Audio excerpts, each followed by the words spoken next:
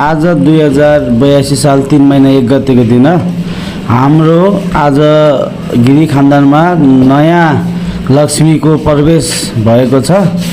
यहाँहरूले यस फोटोलाई हेर्नु होला। हाम्रो नयाँ सदस्य हुनुहुन्छ, उहाँ चाहिँ लक्ष्मी माता हुनुहुन्छ। आज मात्रै उहाँको प्रवेश भएको छ। सबैलाई नमस्कार। त्यस्तो बेला त सबैले उ गर्नु सेयर गर्ने हो नि त। हामी कहाँ छौँ? भेरी हस्पिटलमा किन नारीलाई लिएर सुत्केरी के भएर सुत्केरी के भएर हस्पिटल आउनुभयो?